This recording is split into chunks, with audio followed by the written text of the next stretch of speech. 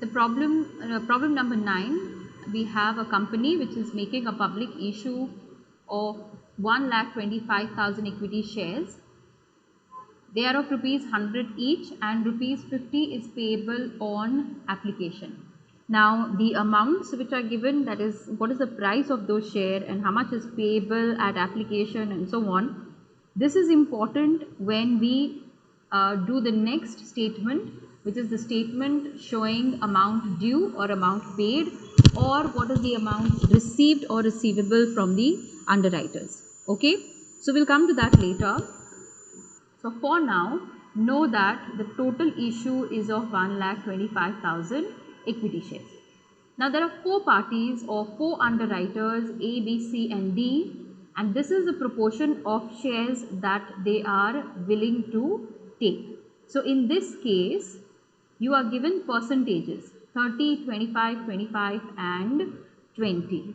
So if you want to calculate gross liability ratio, you can leave it at percentages, but then percentages again are bigger numbers, right? So you can always reduce it down to smaller ratios. Okay, so let's say if you divide all these numbers by 5, so you have 6 is to 5 is to 5 is to 4, right? 6 5s are 30, or 5 6 are 30, 5 5 25 and 5 4 20. Is that fine? You can reduce it to a smaller sort of number or ratio. So 6 is to 5 is to 5 is to 5 is our gross liability ratio. Let's write it down. Is to 4. Now we have been given percentages and not the exact amounts which each one has taken, right? So that we need to calculate by ourselves. So 1,25,000 is the total issue, and out of this the underwriters agreed to take, first person said I am taking 30%, which is 37,500, 30% of 1,25,000, okay, 37,500. Then the next person took 25% of 125, which is 31,250. Third person C was also the same, 25%, and 20% of 125 is 25,000. Is that clear? So by now you have seen, we have done 9 different problems, and you have seen that in every problem you will be given a different way of calculating the gross liability. Either the actual amounts, the calculated amounts will be given to you, or they will be given like this in percentages or in the form of a ratio, right? Now commission payable we come to later when we are calculating the amount. They say that A, B, C and D have also taken firm underwriting of these many shares.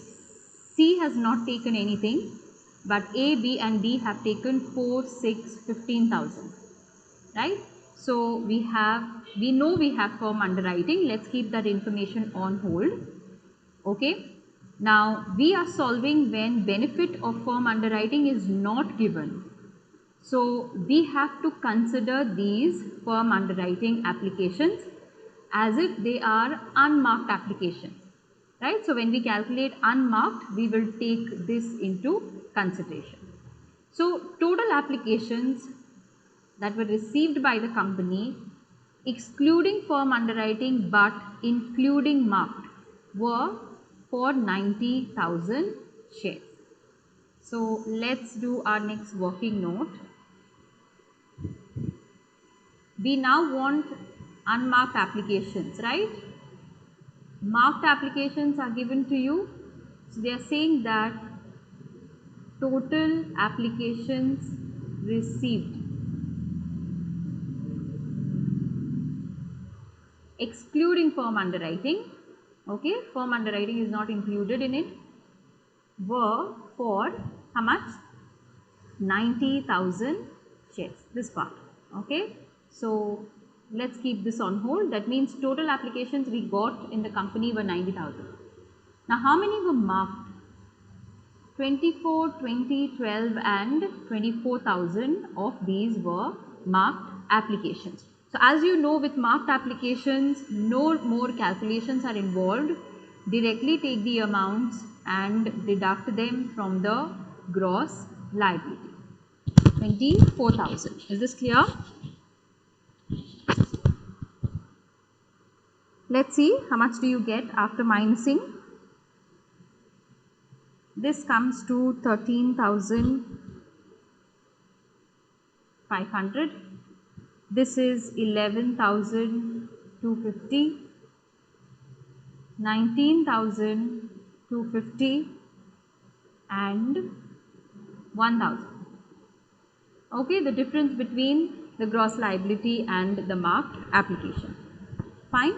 Now, we also have to deduct unmarked applications from this liability that we have just calculated. For that, we need marked, which are 24, 20, 12 and 24. So let's see, if we remove marked applications from our total applications, how much will I get? So what was the amounts? 24, 20, 12, 24.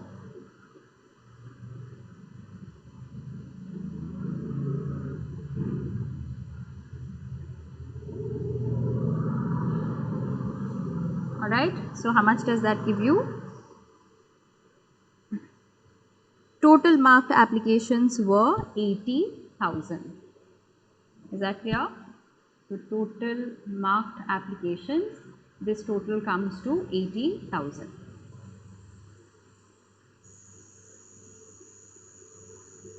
So these balance, whatever remain, are unmarked applications which you got from the public.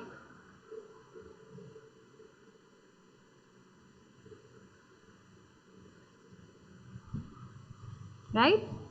So 10,000 applications were received directly from the public. There was no stamp on it. There was no mark of any one underwriter. Okay. Now, since we are dealing with a problem where benefit of firm underwriting is not given to individual underwriters, what do we have to do? Add the firm underwriting to the unmarked application. So add firm underwriting. And how much is firm underwriting? Given in the problem, firm underwriting 4, 6, 15,000. Alright, so that becomes 25,000. 4 plus 6 plus 15.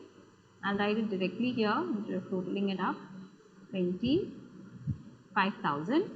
If you add these two, total unmarked is 35,000. Isn't it? Total unmarked applications 35,000. So what is to be done? This is continued. Okay. What is to be done with the total unmarked applications of 35,000? They are to be distributed in the gross liability ratio, which in our case is 6:5 is to 5 is to 4. Is that clear to you? Yes, so 35,000 is the final unmarked applications that get distributed. So how does it go?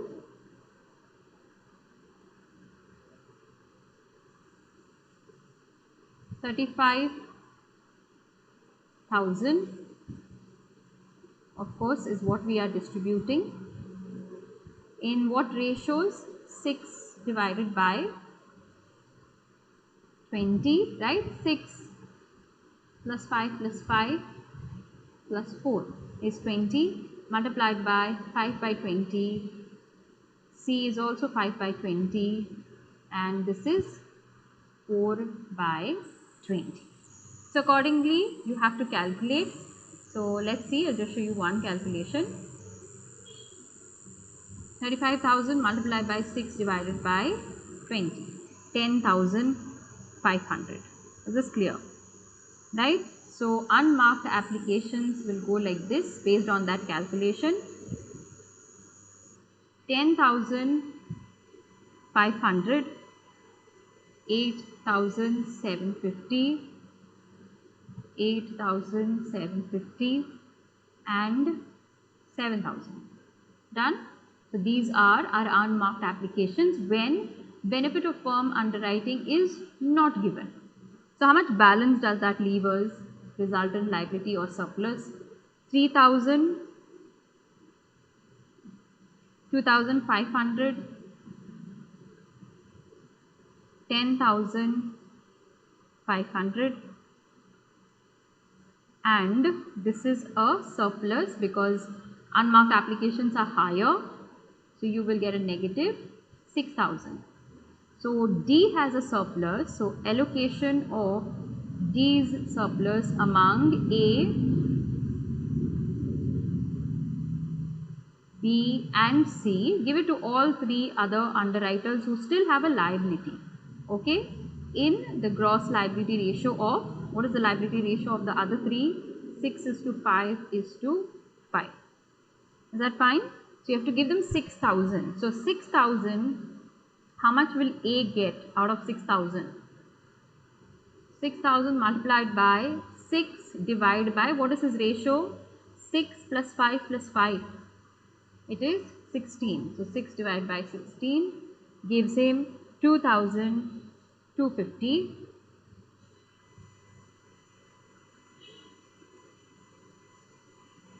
Same way, B gets how much? 6,000 multiplied by 5 divided by 16. He gets 1,875, and since C's ratio is also the same, 5 by 16, he will also get the same amount, 875. Is this clear? So we are minusing all of this. Okay, so we deduct it. It's already written less here, so I will not put brackets over here again. Okay, it's either way, it's up to you how you represent it, how you show it. And of course, 6,000. This becomes nil, right? So nil. C, in case of C, the amount is 8,625.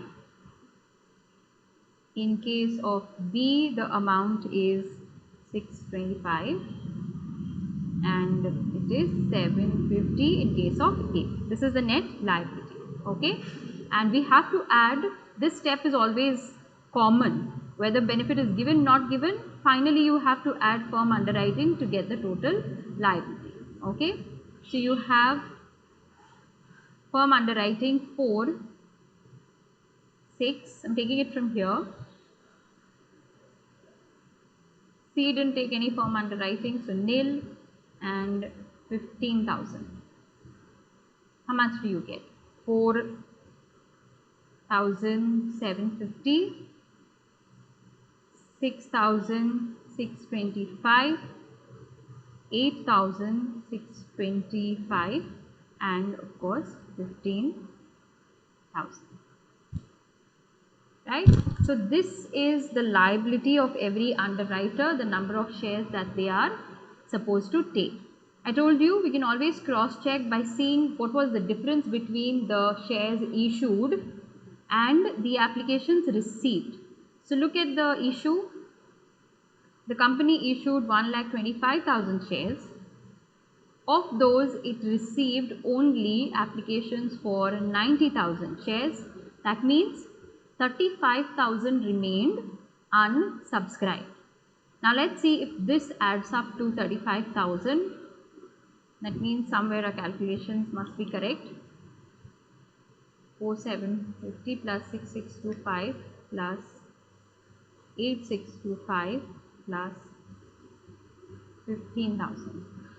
Yes, 35,000, right? So whatever was the difference between the issued shares and the subscribed shares, the 35,000 which was the unsubscribed part, that has been taken by these 4 underwriters in this ratio, correct? So we know how many shares each person is taking towards the end. Clear?